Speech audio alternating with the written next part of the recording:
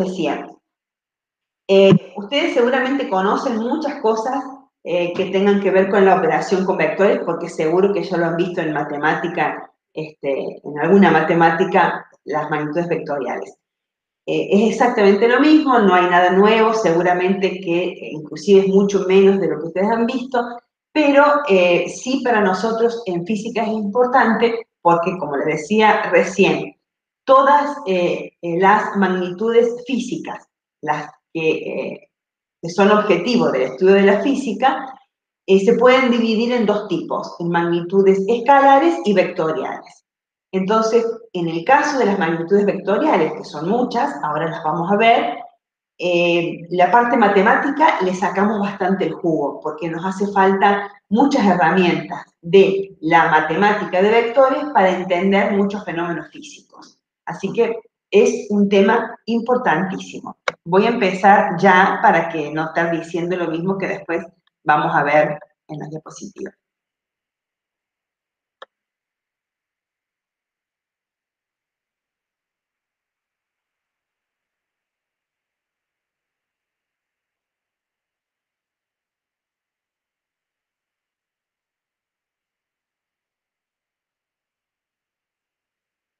Si ahora me dicen que no se ve... No, sí se ve. Muy bien, bueno. Entonces, vamos a clasificar estas dos magnitudes que en física, como decíamos, son como los dos pilares como para empezar a trabajar con cualquiera de las cantidades y magnitudes físicas. Esas dos, o esa clasificación, son dos. Las escalares y las vectoriales. Bueno, como también habíamos dicho la clase pasada, cuando hablábamos de medición y lo que ustedes van a empezar a hacer ahora en el trabajo de laboratorio, magnitud física o cantidad física es todo aquello que se pueda medir y según sus características son las que esa magnitud es la que dividimos en estos dos grandes grupos. Bueno, ahí hay una definición un poquito simplificada, ¿no?, de lo que es la magnitud física. No me quise extender porque ya lo charlamos mucho la clase pasada. Es el proceso de medición de la física que determina las propiedades de aquello que está observando y que va a terminar configurándose en una cantidad o en una magnitud física, ¿no? Es mucho más importante que eso que dice ahí en ese renglón. Es todo aquello que se pueda medir, que por ahí si fuese la primera vez que lo vemos, necesitaría una explicación, pero como ya lo desarrollamos la clase pasada, me parece que es suficiente. Bueno, de las magnitudes escalares son aquellas que quedan perfectamente determinadas por un número y su unidad correspondiente, ¿no? Se llaman escalares porque se representan mediante escalas numéricas, ¿no? El origen no tiene que ver con escalas o con determinaciones de medidas en el sentido más matemático. Pero sí, eso es importante. Yo cuando hablo de una magnitud escalar, solamente necesito un número, que ha sido el resultado de la medición, y la unidad que corresponde a esa magnitud. Por ejemplo, el tiempo, ¿sí?, yo la mido en segundos, qué sé yo, un día dura 24 segundos. Es el número 24 horas, perdón, el número 24 y hora es la unidad. La temperatura, que también se mide, hoy hace, no sé, 18 grados Celsius. 18 es el número, grados Celsius es la unidad. La masa, no sé, 50 kilogramos. El volumen, 3 litros. Es decir, son magnitudes que solamente especificando un número y una unidad, ya nadie duda de nada con respecto a eso que queremos decir. En cambio, con las magnitudes vectoriales no pasa lo mismo. Son aquellas que para definirlas completamente no basta con el número que expresa su medida, necesitamos indicar además una dirección y un sentido. Por esa razón se expresan mediante vectores, ¿sí? Ejemplos, la fuerza es una magnitud vectorial, la velocidad, el desplazamiento, la aceleración, etcétera, ¿no? Hay muchas, en física hay muchas magnitudes vectoriales, pero fíjense ustedes que esas 4 que están ahí nosotros nos vamos a usar a todas, ¿no? Fuerza, velocidad, desplazamiento y aceleración. Son magnitudes estas que yo entonces tengo que determinar un número, una unidad, pero también una dirección. Bueno, es lo que dice debajo. Estas magnitudes no quedan bien determinadas con solo un valor numérico, ¿sí? Muchos móviles poseen el mismo valor numérico de la velocidad, pero viajan en diferentes direcciones, ¿sí? Por ejemplo, puedo tener un vehículo que viaja de Río Cuarto a Córdoba y otro que viaja de Córdoba a Río Cuarto, con el mismo valor de velocidad, a 200 kilómetros, no, es mucho, a 110, que es lo permitido, kilómetros por hora. En ese caso, los dos tienen la misma dirección, Córdoba, Río Cuarto, ¿sí? Lo que tienen es sentido contrario. Uno va de Río Cuarto a Córdoba, el otro de Córdoba a Río Cuarto. Bueno, ahora vamos a ver un poquito eso. Un vector es un segmento orientado, esto seguramente ustedes ya lo conocen, que consta de los siguientes elementos. Una longitud o módulo, ¿sí? Bueno, acá está representado con la letra B en el texto y acá con la letra A, un error de gráfico. El módulo, entonces hay una longitud que usamos para representar ese vector, que también representa el módulo. En este caso representa la medida del vector y se expresa mediante un valor numérico. Se denomina vector unitario al que tiene módulo 1. Eso es lo que recién le quería mostrar, que está al final del capítulo, que también es una cuestión solamente de nomenclatura para nosotros, no vamos a ir más lejos que eso, pero muchas veces cuando no nos interesa o no necesitamos tanto las operaciones numéricas de los valores, usamos los vectores unitarios, ¿no? Los versores, cuyo módulo es 1, es como manejarlo, llevarlo a la unidad. Si no es ese caso, si no es un vector unitario, el módulo del vector tiene un valor que va a representar la magnitud. Si fuese la velocidad, será un valor que está expresado en velocidad. Si fuese un desplazamiento, en una longitud, si fuera una aceleración, en metros sobre segundo al cuadrado, etcétera, etcétera. La dirección es la recta sobre la que se apoya el vector. Fíjense, esta es la dirección. La dirección es la línea sobre la que se apoya el vector.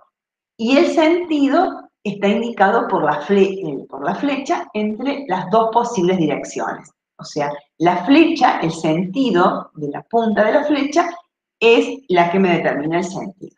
En este caso, la dirección es esta línea de puntos y el sentido es esto. Por eso, en el ejemplo que les decía recién, si esta fuese la ruta, por ejemplo, de Río Cuarto a Córdoba, los vehículos que van y vienen por esta ruta tienen todos la misma dirección, ¿sí? Lo que cambia va a ser el sentido, cuáles van y cuáles vuelven. Eso es algo muy simple, pero muchas veces, no sé, genera confusión, o por ahí lo usamos como sinónimo, ¿no? ¿En qué sentido vas? O qué dirección usás, y es como si fuese la misma cosa.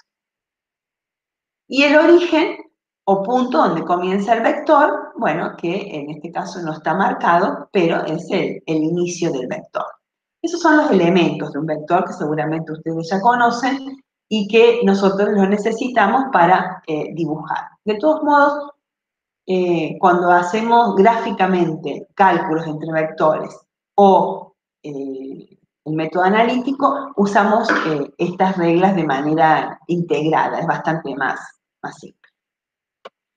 Otra cosa importante cuando trabajamos con vectores en física es el tema de las escalas, ¿no? Sobre todo para los métodos gráficos. Vamos a ver ahora que podemos trabajar con métodos gráficos o con métodos analíticos.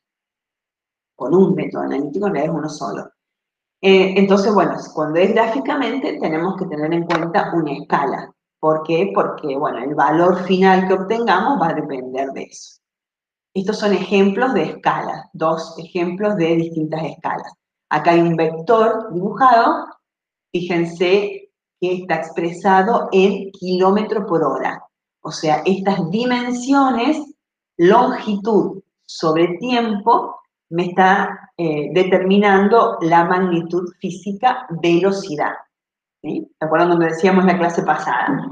Que el proceso de medición va más allá de una operación de medir algo mecánicamente, sino, sobre todo en la búsqueda de las propiedades de las magnitudes físicas, la determinación de estas dimensiones son tan importante o más que el proceso de medición, porque es lo que me determina cuáles son las variables que definen a esta magnitud.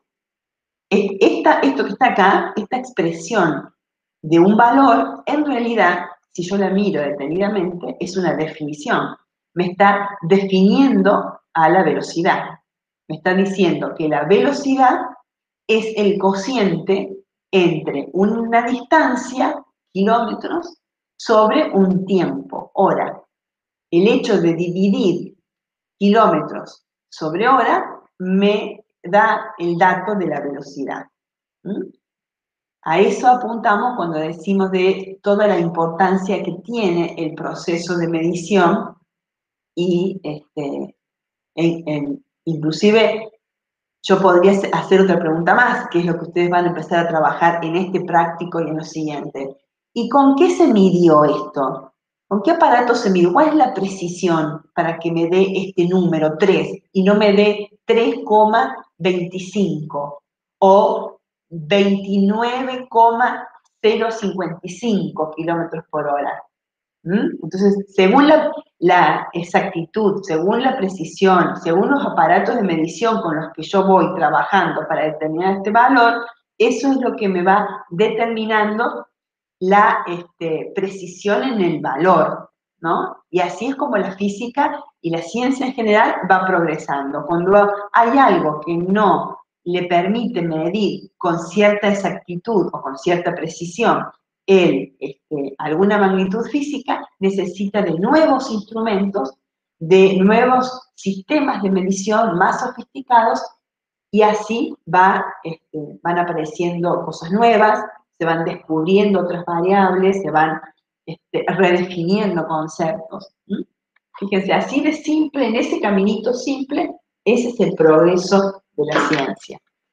Bueno, me fui un poquito del tema. Entonces decía, es un vector, se representa con una flechita arriba, se expresa con un número y su correspondiente unidad, y está acá representado con una dirección, que no me especifica qué es, pero bueno, yo tengo acá una escala. La escala me determina 1 kilómetro por hora por centímetro, así que si esto está representando 1 centímetro, que es lo que más o menos indica el dibujo, entonces este vector mide 3 kilómetros por hora. Acá tenemos otro con otra escala de 5 kilómetros por hora por centímetro, bueno, y es lo mismo. ¿Sí? Bueno, ejemplos de el uso de las escalas. Hay varias estrategias para determinar escalas. Uno generalmente, si no está dada en los ejercicios, en los problemas, si no se les ha dado la escala que deben usar, uno la va seleccionando según su conveniencia y según dónde esté dibujando, si es un papel milimetrado, si es un cuaderno cuadriculado o renglón o la regla que tenga. Podemos representar un vector respecto a los típicos ejes cartesianos, x, y, si estamos en un plano, o x y z si estamos en el espacio. Lo hacemos de esta manera. Fíjense, siempre, acá ya estoy trabajando, o voy a necesitar usar estos ejes cuando trabaje con el método analítico. En el método gráfico no me hacen falta las proyecciones en los ejes, puedo usarlos si quiero, pero no es necesario.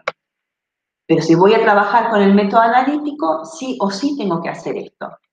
Es decir, elegir, si estoy en el plano, un par de ejes cartesianos, X, y dibujar los vectores.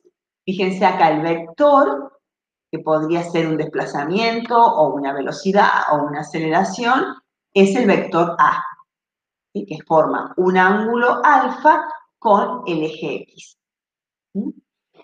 Si cayera sobre el eje X o sobre el eje Y, no haría falta el par de coordenadas. Así que uno podría inferir que cuando tengo un vector que forma un determinado ángulo con alguna orientación específica, entonces necesito de un par de ejes. Fíjense, algo que también tenemos que empezar a acostumbrarnos a ver los vectores, que son estas componentes. El vector es representado por un par de números que son su proyección sobre cada uno de los ejes y recibe el nombre de componente. Es decir, este vector acá, A, en realidad es la sumatoria, la resultante, de dos componentes. El vector AX, que es la proyección de A sobre el eje X, y el vector AI, que es la proyección de este vector sobre el eje Y. La suma de las dos componentes determinan a ese vector.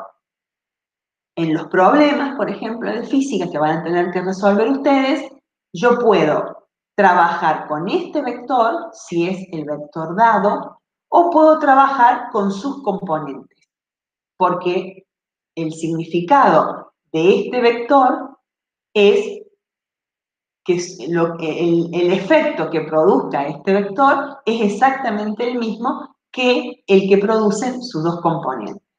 ¿Sí? O lo que es lo mismo, la suma de sus componentes me determina ese vector. O sea que yo acá tendría dos posibilidades. Trabajo con este vector o trabajo con sus componentes. O a veces necesito solamente trabajar qué pasa en esta dirección. Supongamos que esto sea un proyectil, no sé, que es disparado en esta dirección. Pero yo quiero saber cuál sería su velocidad si tomara la proyección sobre el eje X, por ejemplo, ¿no? O más fácil, este es un ejemplo medio rebuscado. Supongamos que acá hay un cuerpo, un bloque, un canasto, ¿no? Y ese canasto es empujado por una fuerza en este sentido. ¿Sí? Bueno, yo quiero saber, por ejemplo, cómo sería la fuerza en esta proyección o en esta otra. Entonces yo en ese caso trabajo solo con esa componente. Conociendo este valor y este ángulo, puedo saber qué es lo que está pasando en este eje X. Bueno, ya lo vamos a ir viendo en los problemas. Pero el concepto importante de esta diapositiva, entonces, es que cada vector ubicado en el espacio tiene, en realidad, es la resultante de dos componentes, una proyección en X y una en Y. Entonces, siempre lo tengo que tener en cuenta y trabajar con eso. Bueno, acá a ver, es lo que estábamos diciendo. Entonces tenemos la fuerza, una fuerza, acá hemos representado el vector con una fuerza F, tenemos un cierto ángulo y, bueno, por supuesto está ubicado en el eje X e Y y sus componentes, era todo eso, y sus componentes, F, X, E, y F. Bueno, ¿vamos bien hasta acá? Sí, ¿no? Sí. Sí, profe. Bien. Bueno, operaciones con vectores. Los vectores se pueden sumar y restar. ¿Sí? Ojo con estas palabritas porque sumar un vector es hallar otro vector llamado resultante que produzca los mismos efectos que los vectores sumados si actuasen simultáneamente. Bueno, es lo que decíamos recién, ¿no?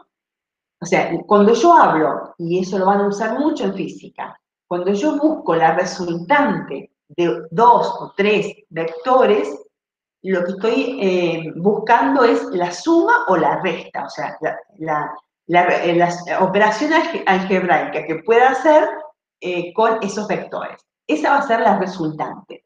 Y el objetivo de buscar ese resultante es porque ella, la resultante, que en este caso sería un solo vector, va a producir los mismos efectos que todos los que tenía. Supongamos que tengo 10 vectores actuando en distintas direcciones.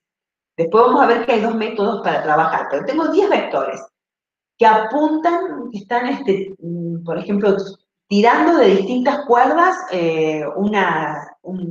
un objeto cualquiera. Yo quiero saber hacia dónde es desplazado finalmente ese objeto, como resultado de estas 10 fuerzas que están empujando. Bueno, la resultante, que es la suma de todos ellos, me va a dar esa respuesta, porque es encontrar una única fuerza que va a cumplir el mismo efecto que las 10 actuando juntas. ¿Sí? Ese es el significado de sumar o restar vectores. Ya vamos a ver que restar es cuando tiene un signo contrario. Bueno, para realizar la suma de vectores trabajamos gráfica y analíticamente. Eso es importante, tienen problemas para hacer de estas dos formas. Si se trata de vectores paralelos entre sí, de igual dirección, puede ocurrir que vayan en el mismo sentido, con lo que basta con sumar sus módulos, es decir, si yo tengo dos vectores que están en la misma dirección y que apuntan hacia el mismo lado, ¿no? Que tienen el mismo sentido, en ese caso yo los puedo sumar, es el caso más simple, ya sea que apunten para el mismo lado o sentido contrario. Si apuntan para el mismo lado, solamente los sumo. Si apuntan en sentido contrario, los resto, ¿sí? Ese es el caso más simple, cuando tienen el mismo sentido y la misma dirección, en la misma dirección y sentido igual o contrario, que es el caso B. Si van en sentidos contrarios, los efectos se oponen, ¿no? Pero ese es el caso más simple. En este caso, los vectores pasan a ser números, es decir, yo puedo sumar y restar de manera algebraica o siguiendo las reglas del álgebra a los vectores, que son magnitudes vectoriales, pero como tienen la misma dirección, puedo sumarlos si tienen el mismo sentido o restarlos como números si tienen sentido contrario. Eso lo vamos a usar nosotros y nos ayuda muchísimo para el método analítico. Ese es el único caso que yo puedo tratar a los vectores como números, ¿sí? Cuando son paralelos entre sí, cuando son congruentes, cuando comparten la misma dirección. Acá tenemos un dibujito. A más B, acá tengo un vector A y un vector B. Entonces la suma, bueno, no está marcado ahí, uno podría ser A, otro podría ser B, entonces la suma, como tienen la misma dirección y tienen el mismo sentido, es directamente A más B. En cambio, en este caso, uno apunta en sentido contrario, entonces la suma pasa a ser una resta, A menos B. Bueno, esto capaz que ustedes tengan más precisión matemática para decirlo, ¿no? Nosotros simplemente decimos, que creo que está en esta diapositiva, así se observa que con vectores, así se observa que con vectores la resta es en realidad una suma en la que a uno de los vectores se le ha cambiado de sentido, ¿sí? Bueno, eso también, como decía, en matemáticos ustedes lo tienen mucho más definido precisamente. Bueno, el signo adelante de un vector indica su sentido. Esto también es importante. Un signo menos delante del vector es como multiplicarlo por -1. Cambia su sentido. Matemáticamente seguro ustedes dirán, sí, ya sabemos eso. Bueno, pero en física tiene el mismo significado, obviamente, pero por ahí tiene como algunas aplicaciones útiles en este sentido. Yo puedo tener dos vectores cualquiera y cuando a uno de ellos del mismo valor tiene signo negativo, me indica eso, que apunta hacia el otro lado, que su sentido es contrario. Y en el caso de un desplazamiento, en el caso de una velocidad, en el caso también de las aceleraciones, es muy importante determinar si un vector tiene que ser sumado o restado. Entonces, porque tiene un significado físico, más allá del mero signo. Entonces, eso es importante, ¿no? El signo menos indica eso, un signo menos delante del vector, que es como que lo multiplico por -1.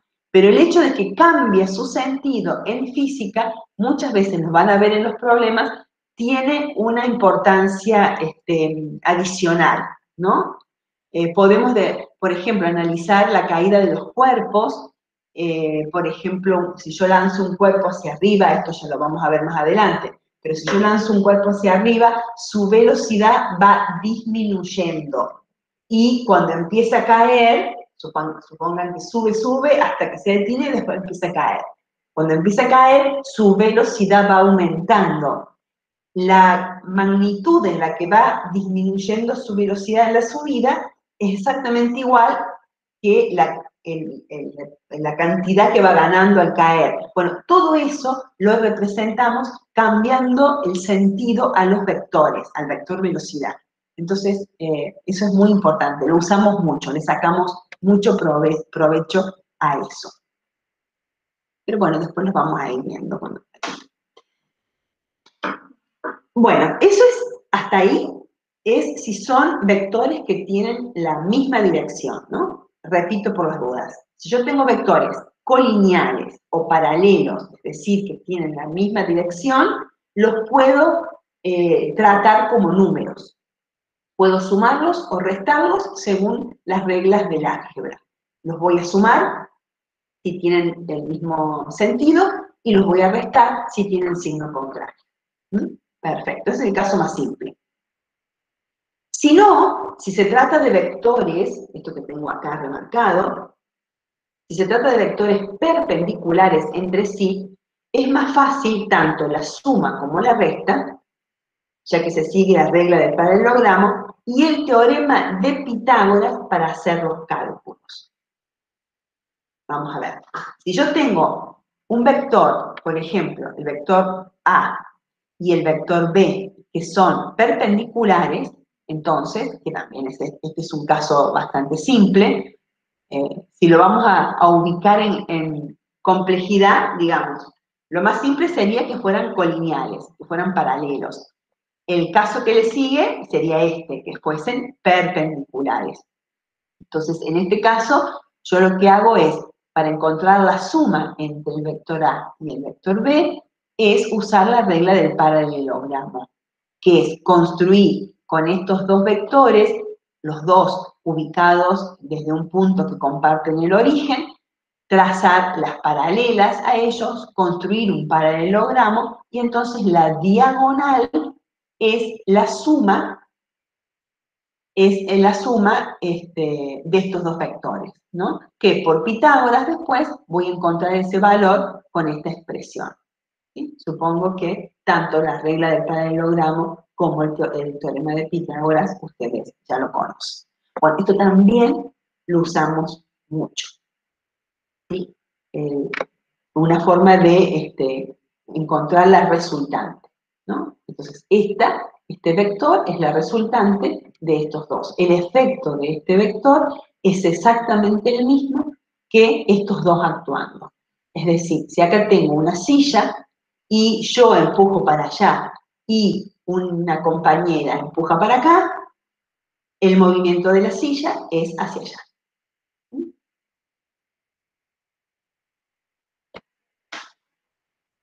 Si los vectores forman entre sí un ángulo cualquiera, se sigue empleando la regla del paralelogramo para hacer el dibujo, pero para los cálculos hay que utilizar el teorema del coseno. Hay que tener en cuenta que el teorema de Pitágoras es un caso particular del teorema del coseno. ¿Sí? No tenemos, generalmente nosotros en esta materia no hacemos problemas donde no tengamos este caso de perpendicularidad, o sea que tengamos que usar el teorema del coseno. Tampoco es mucho más complicado, pero bueno, a veces los problemas donde no tenemos esta situación de dos, o no podemos de ningún modo llevar la situación a dos vectores perpendiculares para poder usar la regla del paralelogramo y Pitágoras, son problemas un poco más complejos y bueno, en esta materia no tenemos.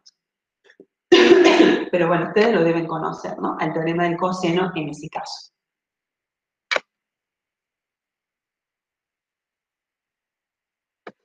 Lo más fácil es sumar por componentes, ya que conociendo las componentes de los vectores que se quieren sumar resulta mucho más sencillo, ya que basta con sumar las componentes, componente a componente, y el módulo del vector resultante se obtiene a partir de las componentes resultantes. Ahí lo traduzco, porque parece un juego de palabras. Lo que dice es, cuando tengo dos vectores, como teníamos recién, y tengo dos vectores, acá, ¿sí? Y tengo que encontrar la resultante, bueno, formo un paralelogramo, encuentro la diagonal, que es la resultante, y listo. ¿Qué pasaría si tuviera tres?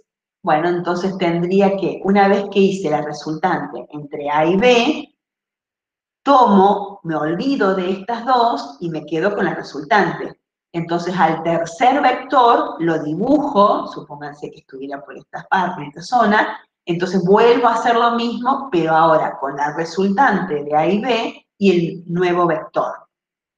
De esos dos voy a tener una resultante y voy a usar ese resultante con un cuarto vector y así sucesivamente, ¿no? Eso es lo que dice este texto. Para no tener que hacer todo eso, hay un método gráfico que nos ayuda bastante, que se llama método del polígono, y que me parece que ya se lo voy a mostrar acá. Bueno, no, todavía tenemos aquí, bueno, es lo que decíamos recién. B2 y B1, bueno, aquí es cuando no tengo, es un método gráfico no tengo que usar el teorema de Pitágoras, pero sí puedo hacerlo gráficamente, ¿no? La suma de dos o más vectores es otro vector que se puede obtener de forma geométrica mediante estos dos métodos posibles. El método del paralelogramo, ¿sí? Como lo mencionábamos recién, o este que tenemos acá, el método del polígono o de la poligonal, que fíjense acá tengo un vector, velocidad v1, otro vector, velocidad v2, y otro más, 3. El vector resultante, la suma de esos tres vectores, es o se obtiene uniendo el origen del primer vector y el final del último. Este método es muy práctico, es un método gráfico y por lo tanto es aproximado, no es tan preciso como el analítico, pero se usa muchísimo, sobre todo para tener así un valor aproximado, como para empezar a trabajar con algunos problemas cuando son muy extensos. Fíjense, acá lo que está haciendo en este método es, sobre este vector, es hacer lo que leíamos al principio, tomar un vector y sus componentes, encontrar la resultante, tomar el tercero, hacer la resultante entre el nuevo vector y la resultante anterior e ir haciendo así un caminito. De todo ese proceso me da exactamente lo mismo si yo hago esto. Cada vector, ¿sí? Incluso hasta, no necesariamente tiene que seguir un orden. Sí tengo que cuidar la orientación y la magnitud, porque esto es un método gráfico, ¿no? Tengo que buscar una escala para determinar esta longitud, saber cuál es este ángulo que forma con, por ejemplo, un eje X o con la horizontal, dibujar el siguiente también con la misma escala y con el mismo ángulo, y el siguiente y así. Después, uniendo esto, encuentro la resultante. Con un poco de prolijidad y cuidado en los ángulos y en las escalas, este método del polígono o la poligonal, tendría que aparecer el nombre ahí, sí, el método del polígono es muy útil.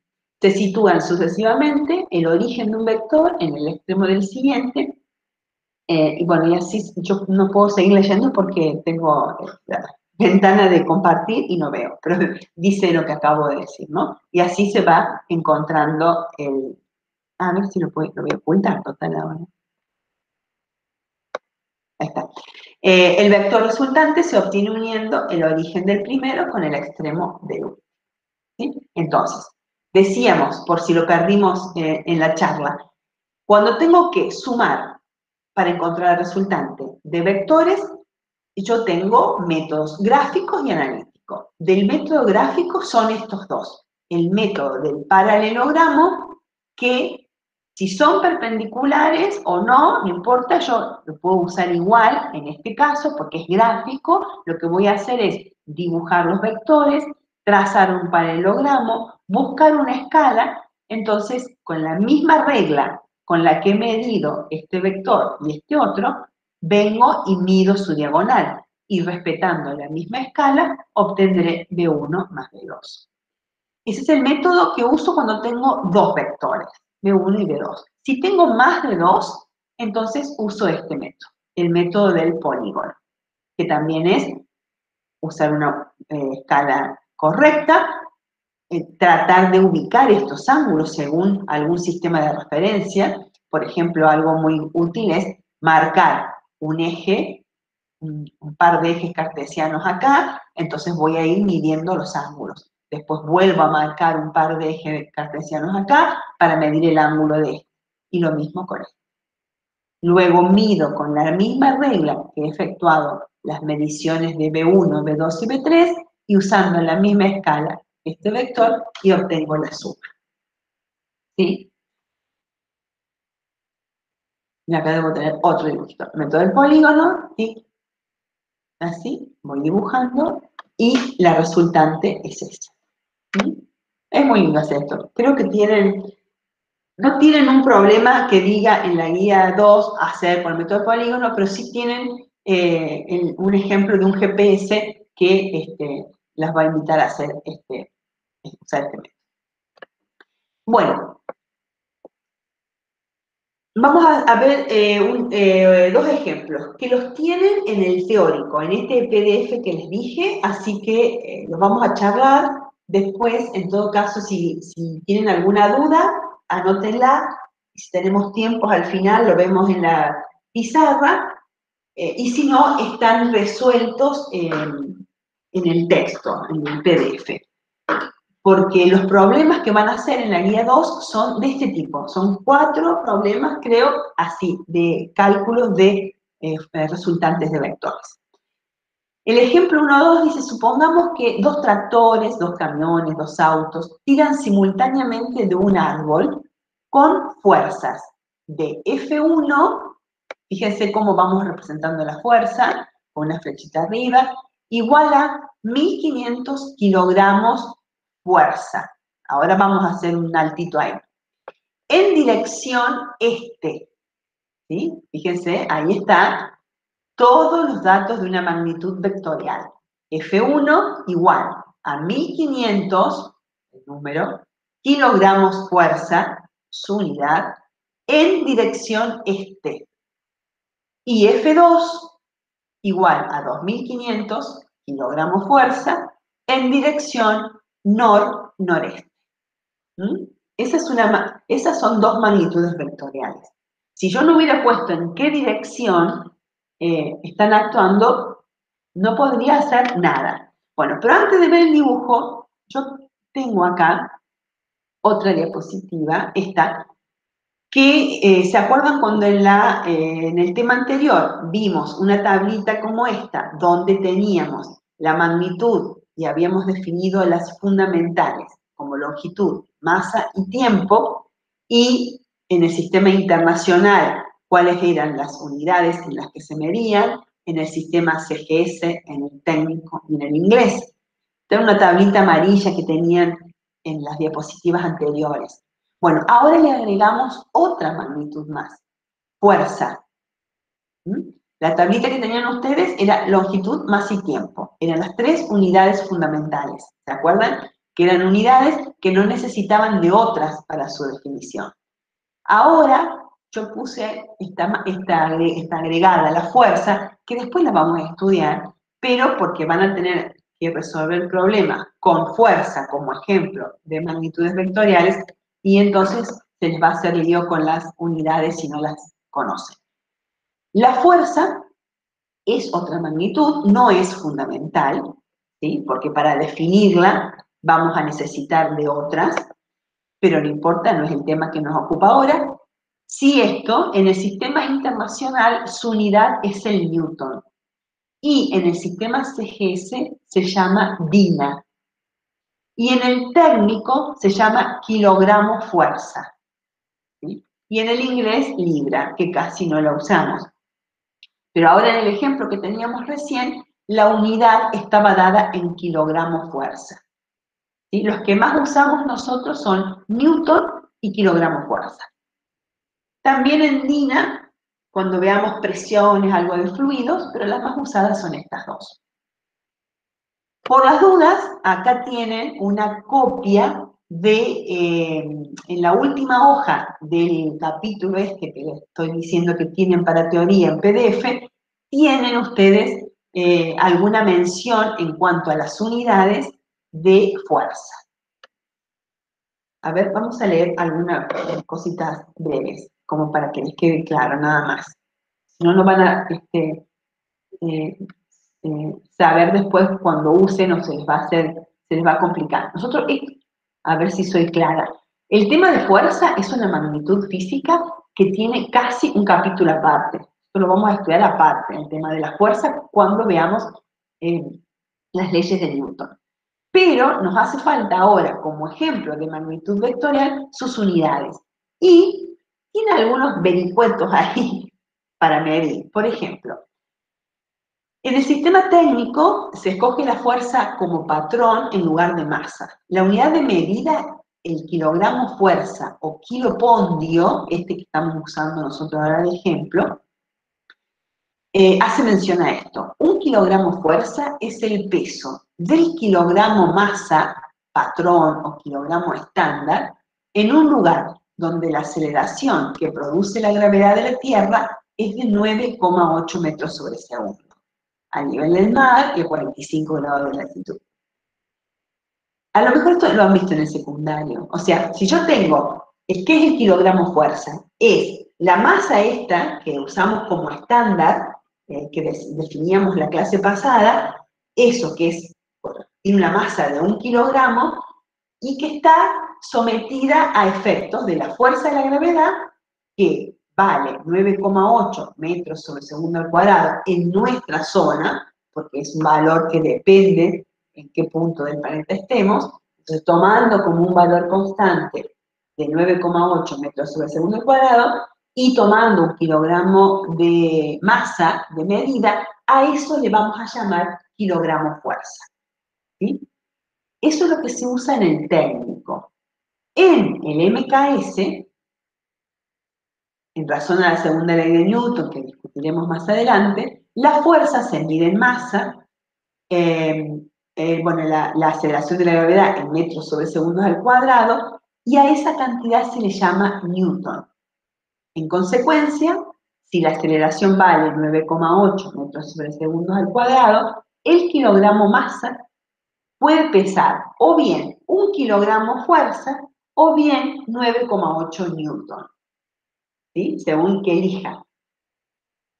1 kilogramo fuerza, no sé si se ve la flechita ahí arriba, 1 kilogramo fuerza, para distinguir kilogramo como de magnitud escalar y magnitud vectorial le dibujo una fuercita ahí, me parece que no se ve muy bien.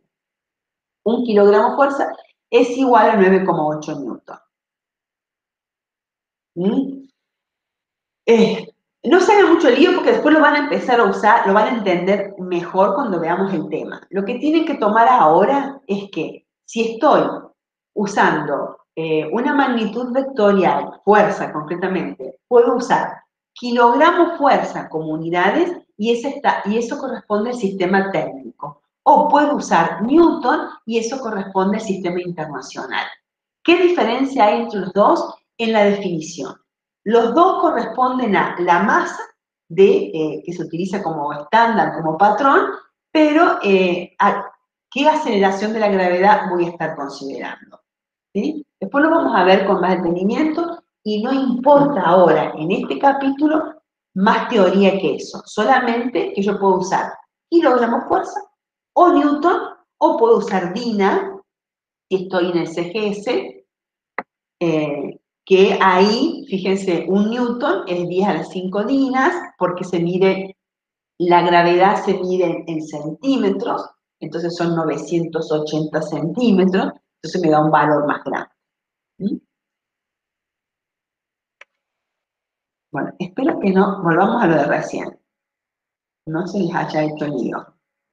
¿No? Era para eso, era para aclarar solamente esto, que estamos planteando un ejercicio, un problema, donde vamos a usar fuerzas que están expresadas en esta unidad. Kilogramo fuerza. Kilogramo solito, pero con una flecha arriba. Que eso me indica que es una unidad, es la unidad de una magnitud vectorial. ¿Sí? Y que si está expresado así en kilogramo fuerza, corresponde al sistema térmico. Si no, si me lo piden en el MKS o en el sistema internacional, lo tengo que expresar en Newton. Y tengo una conversión de un kilogramo fuerza es igual a 9,8 Newton. ¿Mm? Bueno, ahora solamente eso me importa. Lo otro, a ver bien cómo se define uno, ya lo vamos a ver cuando veamos la segunda ley de Newton.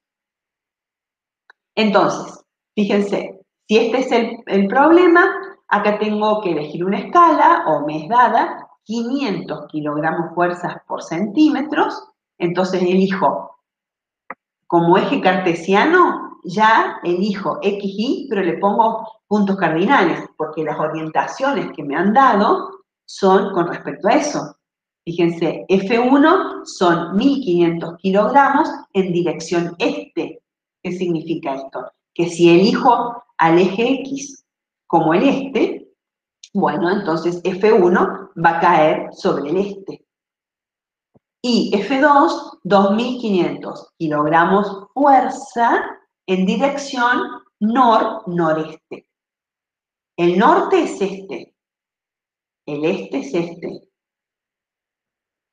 Si yo partiera en la mitad, o sea, si la diagonal estuviera a los 45 grados, tendría noreste, ¿sí? Pero como me dice al norte del noreste, entonces me corro a la mitad, 22,5. Esto sería mejor hacerlo en la pizarra, ¿no? Bueno, anótenlo por ahí, si no lo entienden, y cuando terminemos lo hacemos en la pizarra. Pero lo repito por las dudas. F1 está sobre el este. Listo, no hay problema. Pero F2 está en dirección nor-noreste. Si fuera noreste, lo dibujaría a 45 grados, es decir, equidistante del norte y del este. Pero como os dice al norte del noreste, entonces me sitúo a 45 grados, que sería el noreste, y me subo a la mitad, o sea, 22,5 al norte. Entonces, de esa manera determino el norte del noreste. ¿Sí? ¿No se entiende? Se entiende, profe. ¿Se entiende? Bien. Sí. Bueno, perfecto. Entonces, ahí los tengo ubicados a las dos magnitudes vectoriales. Se supone que he trabajado con esta escala, ¿sí? 500 kilogramos fuerzas por centímetros, así que fíjense, si esta es 1500, y bueno, tendría que ser unos 3 centímetros. F1 tendrían que ser unos 3 centímetros. 1, 2 y 3. Y con eso me daría 1500. Y F2, que son 2500 y 1, 5. ¿Sí? Bueno, dibujo entonces con esa escala y con esta orientación bien determinada, marco un paralelogramo, esto saben cómo hacerlo, marco la paralela acá, donde termina F2, la paralela de F1, y donde empieza F1, la paralela de F2. Dibujo un paralelogramo, trazo la diagonal, vengo con la regla y mido esta R. Y según esta escala, encuentro el valor, que acá está resuelto. 3.250 kilogramos fuerza da el valor de R, porque, bueno, ha dado 6,5 centímetros multiplicado por el factor de la escala y me da el resultado. Ese es el método gráfico del paralelogramo, cuando tengo dos vectores. Tienen ahí ustedes algunos problemitas para hacer. Es bastante simple. Y si hasta ahora no han tenido problema, supongo que sí. Por supuesto que es mejor hacerlo ir haciéndolo en el pizarrón, pero bueno, ya no estamos acostumbrando a esto. ¿Sí? Sobre el árbol, el efecto de ambas fuerzas simultáneas será el mismo que si un solo tractor tirara de este con 3.250 kilogramos fuerza en la dirección de R. Bueno, estas ya las vimos. ¿Estamos? El ejemplo 3 pregunta, o 1.3. ¿Y si los tractores hubieran sido 3? Recién eran 2. ¿Y si hubieran sido 3? Bueno, bastará por igual procedimiento formar un nuevo paralelogramo con uno de los lados proporcional a F3 y el otro a R, resultante de la suma vectorial de F1 y F2, y la nueva diagonal será ahora la resultante, y así sucesivamente se hubiera más sumado. Lo que decíamos recién. Bueno, este es otro ejemplo, pero es lo que decíamos recién, ¿no? Y si no, si tengo 3, 4 y 5, utilizo el método del polígono. A ver, voy a tomar un poquito de agua, se me separa la garganta. Fíjense, vayan leyendo ahí el ejemplo 1.5. En realidad no voy a tomar agua, sino un matecito.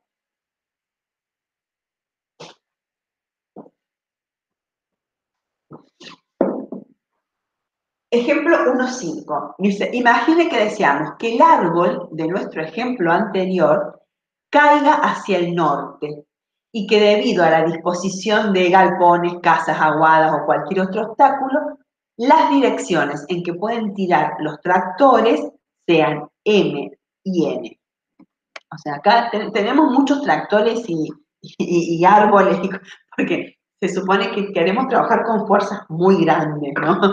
Entonces, los ejemplos nos llevaba a estas situaciones. Imagínense, entonces hay un árbol, ¿sí?, que tiene que ser arrancado, ¿no? Pero queremos que caiga en esta dirección, en la dirección norte, ¿sí?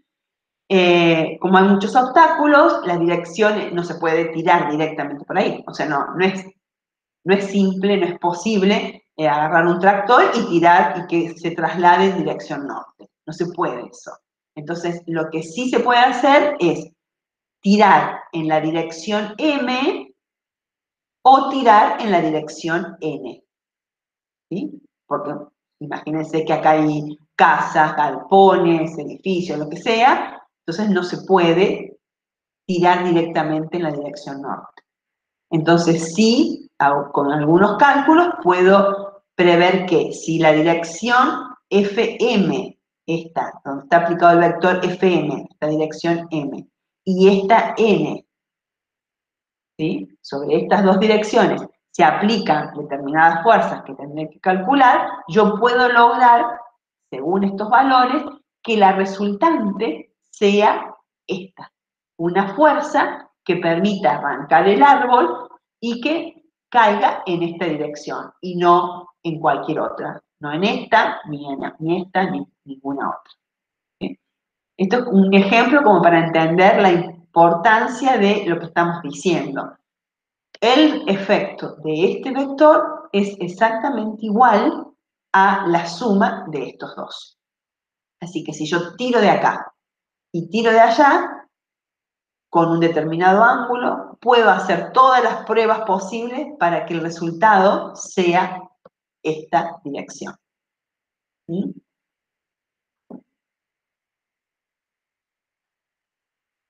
Bueno, eso es todo gráfico. Todo lo que vimos hasta ahora es método gráfico. Método del paralelogramo y método del borde. Ahora vamos a la suma vectorial analítica, ¿sí? Que esta es más precisa y que cuando se acostumbren les va a gustar mucho más. En esta guía van a tener que hacer un poquito de todo. Van a usar un poquito de método gráfico y un poquito de método analítico. Pero después van a usar siempre el método analítico, porque primero que lo necesitamos, es, como les decía al principio, la suma de vectores lo vamos a usar siempre. Tenemos fuerza, tenemos que estudiar momento, tenemos que estudiar aceleración, tenemos que estudiar velocidad. No la vamos a usar en los dos últimos capítulos nada más, que son fluidos, bueno, sí, también compresiones, en luz también, lo vamos a usar en todos los capítulos. Siempre aparecen magnitudes vectoriales.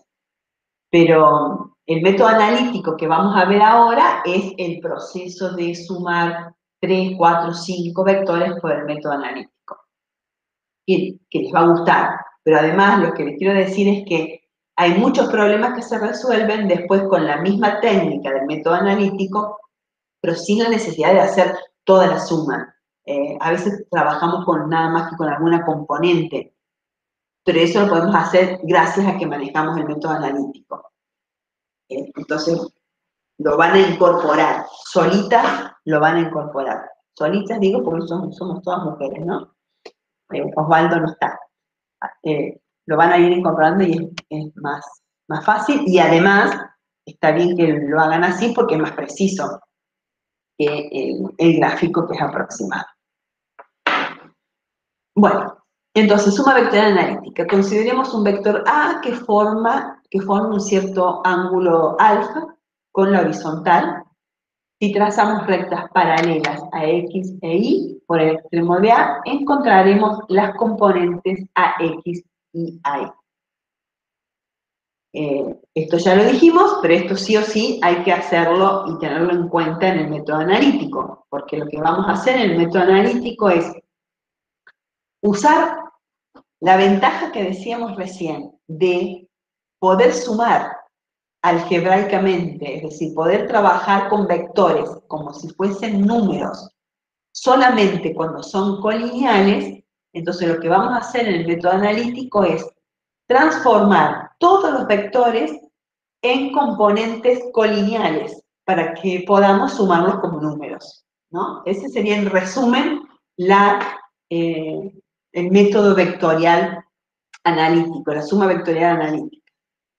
Entonces, primero, todos los vectores que me den, tengo que ubicarlos en un plano XY con sus correspondientes ángulos, en el caso de que los tuviera, si no caerán sobre un eje o sobre el otro, y trazar sus componentes.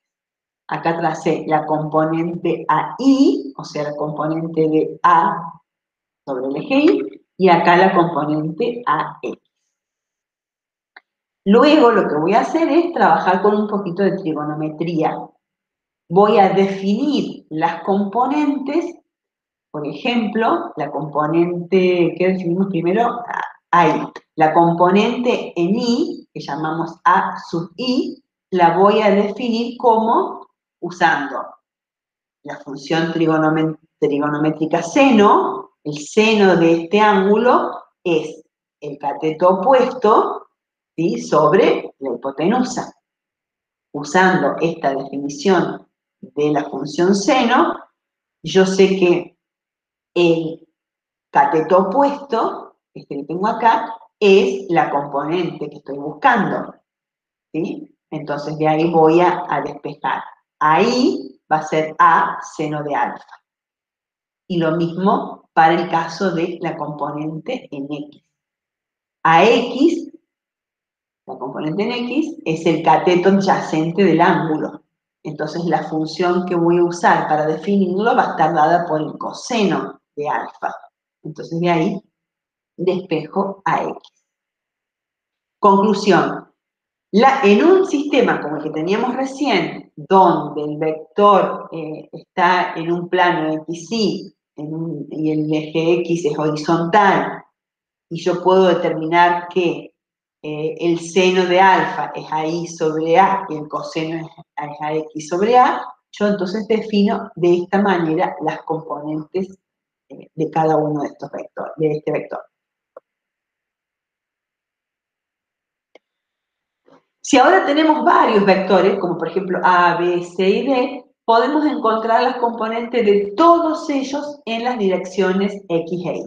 Entonces ahora tengo acá otro par cartesiano y tengo un vector A, tengo un vector B, no tiene nombre, pero este será el B, y este el C.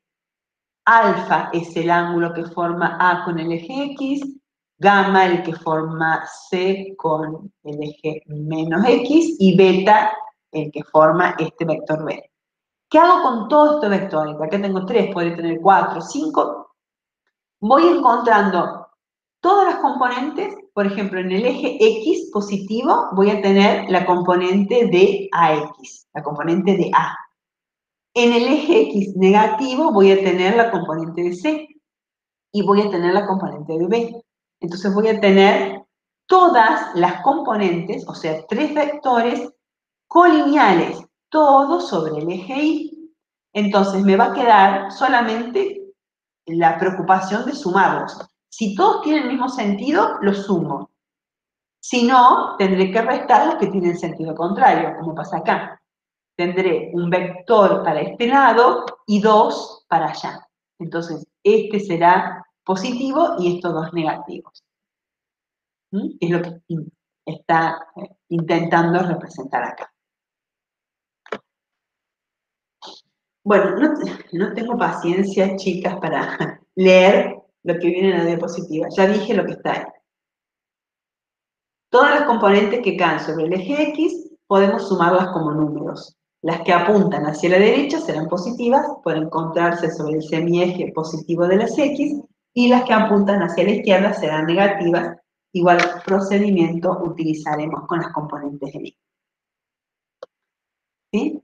Hacemos lo mismo. Entonces, bueno, no está ahí dibujado, pero ¿qué vamos a tener entonces? Y, a ver si me voy un poquito antes. Lo que pasa es que acá no está dibujado, me he quedado corta con eso. Acá tengo todas las componentes en X. Del mismo modo, tendría también una serie de vectores sobre el eje Y. Entonces, ahora, lo que voy a hacer es, o lo que voy a obtener es, sobre el mismo sistema de coordenadas, voy a tener Rx, la suma de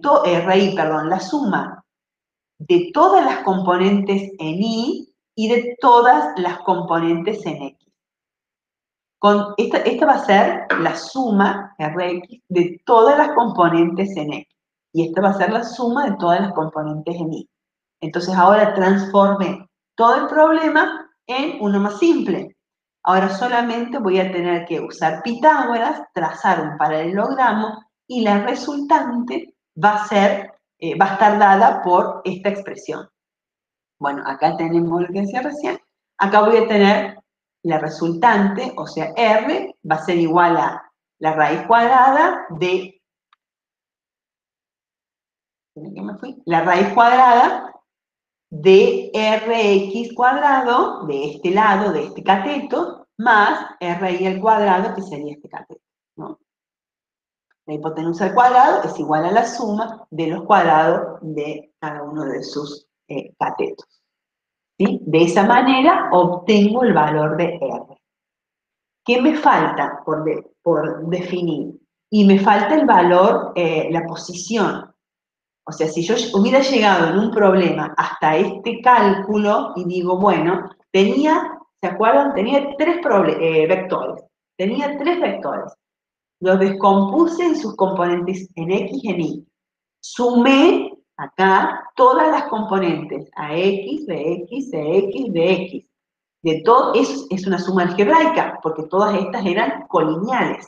Suma o resta, ¿sí? Porque Las que eran negativas apuntaban por un lado, las que eran positivas para el otro, pero era una suma. Obtuve Rx, lo mismo hice con Ri.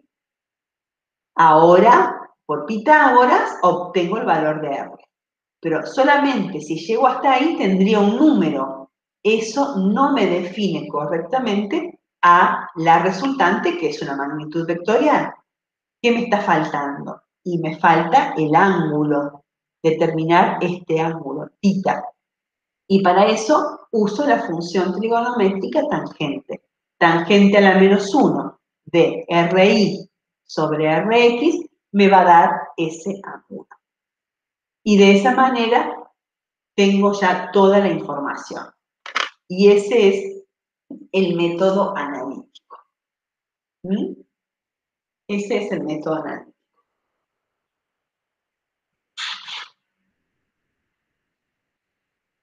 ¿Se entendió, chicas? Me gustaría verlas, pero no las veo. Sí, profe, se entendió. ¿Se entendió? ¿Sabían ya esto? ¿Lo han usado otras veces? ¿O es nuevo? Algunas cosas sí. Sí, sí, la mayoría de las cosas se conocen de antes. Sí, supongo que toda la parte matemática, sí, a lo mejor lo que ahora, cuando vayan a resolver el problema, por ahí les cuesta un poco interpretar una o dos veces al comienzo cómo es la situación del problema, a lo mejor. No creo, pero bueno, puede ser eso. O qué es lo que nosotros buscamos a lo mejor con este resultado final. Por ejemplo, muchas veces en los parciales, un problema de este tipo es un clásico, ¿no? Dar 3 o 4 vectores, que pueden ser velocidad, fuerza o lo que sea, y encontrar la resultante. Y generalmente la mayoría llega hasta este valor, hasta R, ¿sí? Sí, y se olvidan de θ, porque bueno, pareciera que es un dato menor, que no es importante. Y eso para nosotros es muy importante porque es como no haber comprendido el 50% de la situación, porque ¿desde dónde partimos para llegar hasta este punto? Estamos hablando de magnitudes vectoriales que para su definición se necesita el valor, la unidad y la dirección. Entonces, si yo no puedo determinar, si no llego a determinar este θ, entonces la resultante me da, no sé, 50 kilómetros y no me sirve para responder el problema, ¿no? Porque no me dice nada, no me dice ni hacia dónde está dirigido, ni en el caso de que tuviera que tirar un árbol o desplazarse hacia el norte, si no tengo el sentido, si no tengo este ángulo, si no tengo la inclinación, también podría usar un punto cardinal o lo que fuese para determinar hacia dónde va esta fuerza o este desplazamiento. Y bueno, entonces como que dejo por la mitad el concepto de magnitud vectorial. ¿Sí? A lo mejor desde la matemática, que también obviamente es importante, pero por ahí uno va tomando todo este planteo y a lo mejor no pareciera un detalle tan fundamental este θ. Bueno, para la física sí, el problema se considera o mal o por lo menos en un 50%.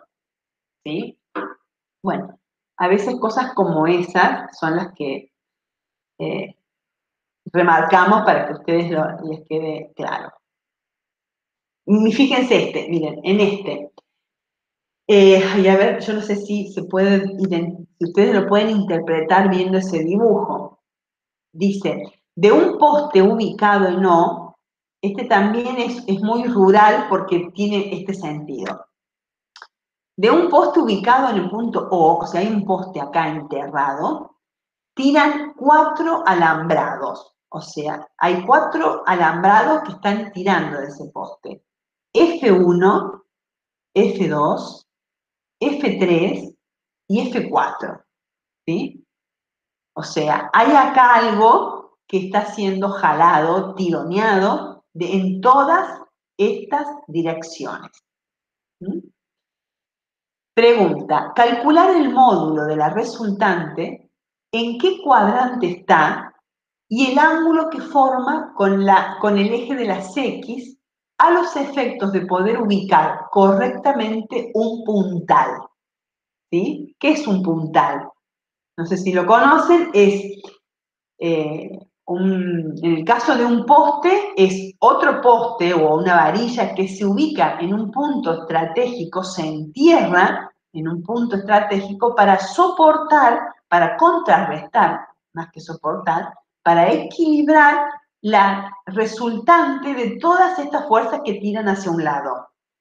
No tengo un problema más común que no sea este y que explique eso, porque sinceramente lo busco y no lo encuentro en cuanto a ese puntal, porque si usted, no sé si han visto alguna vez, a lo mejor no hace falta pensar en un poste en el medio del campo, tal vez en su casa, en algún lugar pueden tener algo que se entierra, que está sumergido en la tierra y que tiene la función de permitir que, no sé, que algunos cables tensores o algo esté tirando de él. Entonces, para evitar que caiga, se coloca un puntal para contrarrestar, para ayudarle a soportar esa fuerza.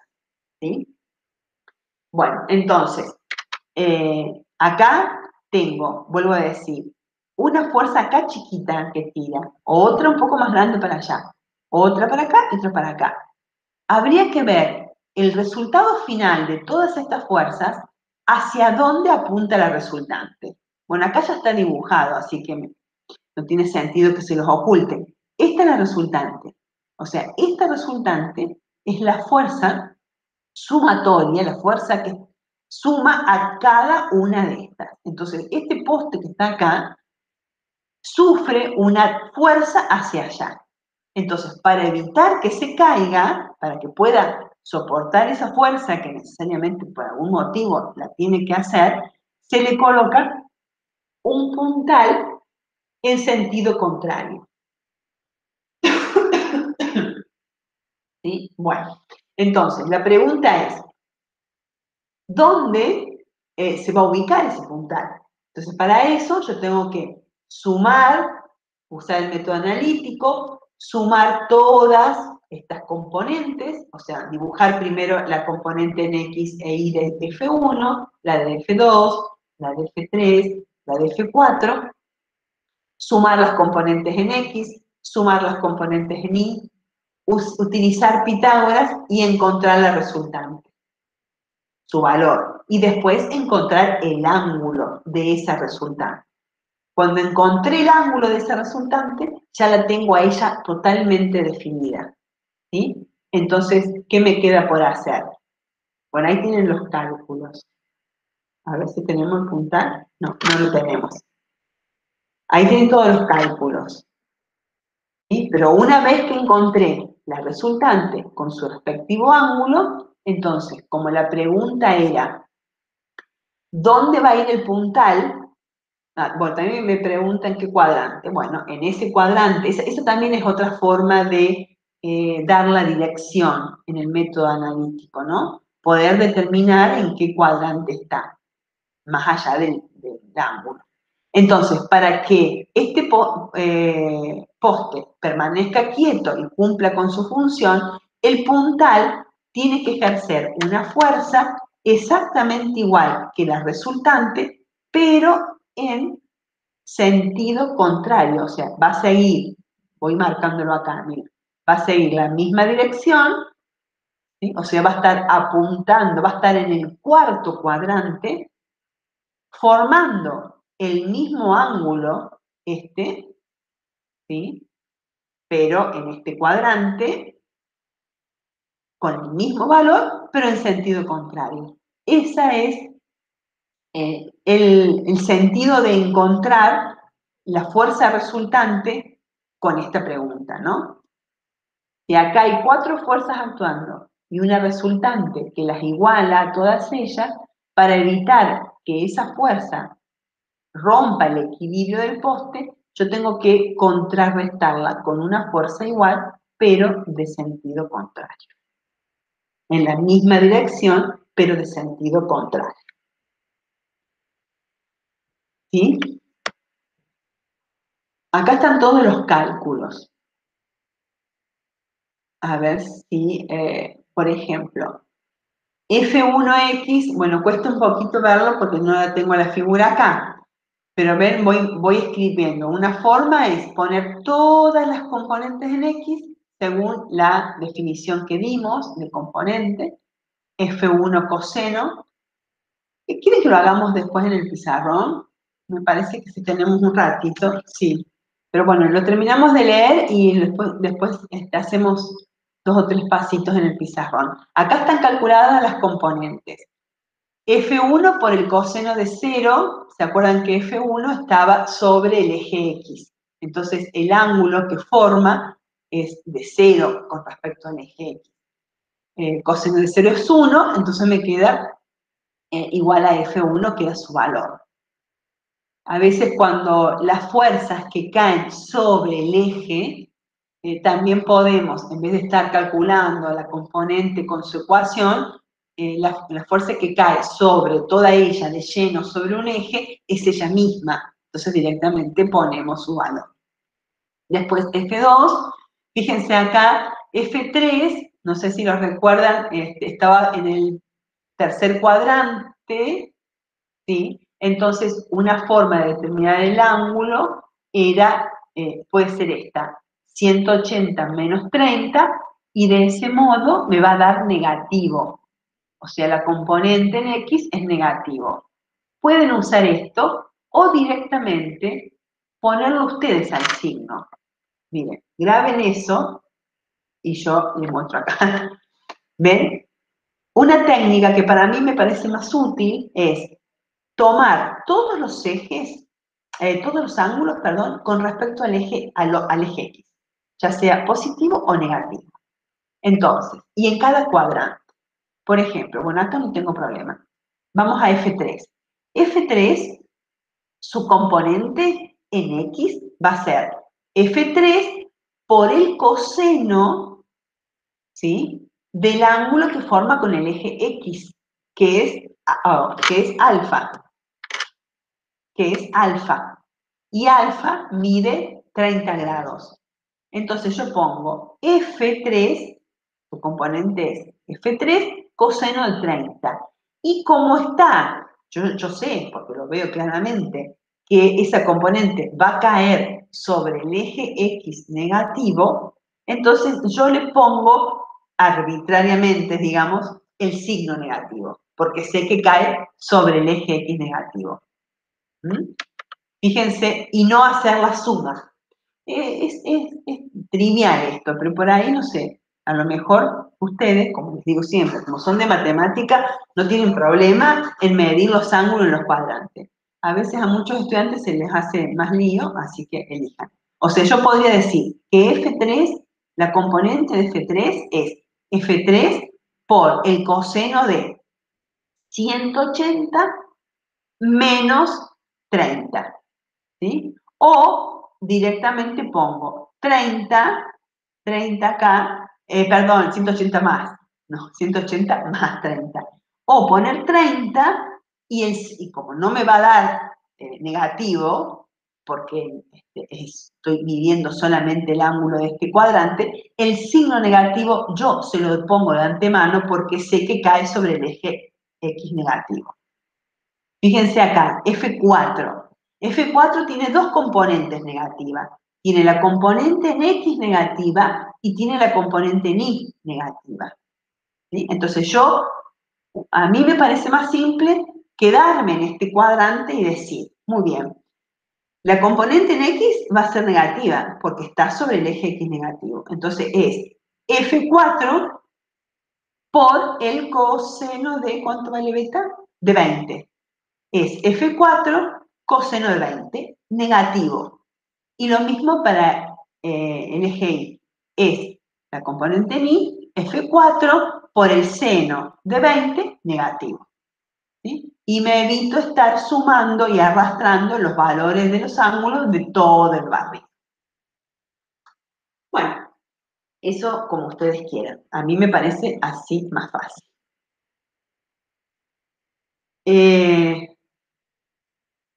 Bueno.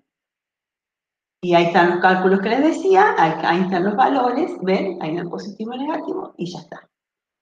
Bueno, eso es todo lo del método analítico. Ven que no es para nada difícil, es muy fácil de hacer y es casi mecánico, se hace siempre del mismo modo, no hay que tener ni escalas, ni reglas, ni medir ángulos, así que en la práctica es más útil porque es más preciso y, y además es más fácil de ejecutar. Así que seguramente lo van a adoptar. Para ir terminando con esto, después si quieren ver alguna duda que tengan en la pizarra, lo que sigue es que se los dejo para que ustedes los lean. No tienen problemas en la guía con este tema, solo que está en el material y en casi toda la bibliografía de magnitudes vectoriales, que son los vectores unitarios, ¿no? Porque es una forma de representar que muchas veces es útil en la parte más teórica, son vectores unitarios y bueno, tiene una nomenclatura diferente. Así que yo se las invito ahí para que lo lean, así, bueno, no sé, a lo mor ustedes como más afines a las matemáticas les interesa. Y una sola cosita más que quería decirles, que también está ahí a continuación en las últimas dos carillas de este material, tiene que ver con las operaciones entre vectores. Recién hablamos de la suma, también tenemos la multiplicación de vectores, y ahí sí aparece algo importante, pero me gustaría verlo directamente del texto. Me gustaría verlo de acá. A ver si puedo compartirlo sin dejar de compartir. Recién lo había hecho, ¿no es cierto? Así que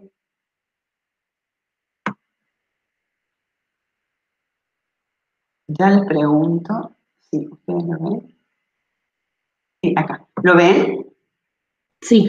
Sí, bien. Bueno, fíjense, ahí en la parte final de este capítulo tienen, bueno, ahí termina todo lo que hace mención a vectores unitarios, ¿no? Pero habla sobre multiplicación de vectores y el producto de un vector por un número y el producto escalar y producto vectorial. ¿Cómo andan con eso? ¿Lo han visto alguna vez? Sí. Sí, bueno, Sí. me imagino que sí, y acá no nos importa tanto la operación entre esos vectores, sino el significado. Sobre todo para que lo tengan en cuenta porque más adelante van a aparecer. Por ejemplo, del producto entre dos vectores surgen muchas magnitudes físicas. Una de ellas, con la que primero nos vamos a enfrentar, va a ser el momento. Por ejemplo, el momento de una fuerza, que es una magnitud muy importante y que tiene que ver cuando los cuerpos pueden rotar. Ya van a ver, hay muchísimas aplicaciones, aunque la palabra por ahí no nos dice mucho. Momento de una fuerza, capaz que si no han estudiado mucho física, no les dice nada. Además, momento no es una palabra muy bien elegida. En ingeniería le llaman torque, torsión, tiene otros nombres. Bueno, por eso le decimos momento y ya van a ver ustedes cuando veamos la teoría y los problemas, es realmente un concepto muy útil porque habla de determinados cuerpos que sin trasladarse pueden rotar. Bueno, en ese caso, el concepto de producto vectorial es muy importante, porque la definición del momento de una fuerza es a través del producto vectorial entre dos vectores, que tiene como característica el resultado es otro vector. Después también tenemos otras magnitudes que también son resultados del producto de dos vectores, pero es el producto escalar. Y, por ejemplo, en el caso del trabajo, el trabajo, que es una magnitud también súper importante y que tiene mucho que ver con conceptos energéticos, de hecho es también esta es energía, es el resultado del producto entre dos vectores, pero el producto escalar. Y tiene unas concepciones totalmente distintas. Entonces, lo vamos a usar desde ese lugar. Por eso ustedes ahora lo tienen ahí al final del capítulo, no lo van a aplicar ahora en problemas, pero cuando nosotros definamos cada una de estas magnitudes físicas que son resultado de operaciones de vectores, yo voy a hacerles referencia a esto y lo vamos a utilizar. Así que las voy a remitir a este capítulo, ¿sí? Es el producto punto o el producto cruz, seguramente lo han visto, ¿no? Producto, bueno, también una definición de cómo se expresa. Bueno, ahora no lo vamos a extender con eso porque no lo vamos a usar ahora. Pero sí, cuando lo necesitemos, yo les voy a decir, vayan al PDF del capítulo 2 y ahí lo vamos a mencionar, ¿sí? Bueno, yo creo que ya con esto en presentación terminé, así que no, esto no, vamos a cancelar. No sé si tienen alguna duda, si quieren que veamos alguna cosita. ¿Saben qué perdí, chicas? El dejar de presentar. Lo oculté porque... Pero de ahí podés, profe, ahí donde dice atrás, en el Google. Te lo tapa la ventana del PowerPoint. A ver si esto no... Ahí, dejar de presentar. ¡Ah! Sí, pero acá está. Ah, bien. Bueno. Bueno, ¿qué les pareció? ¿Muy pesado?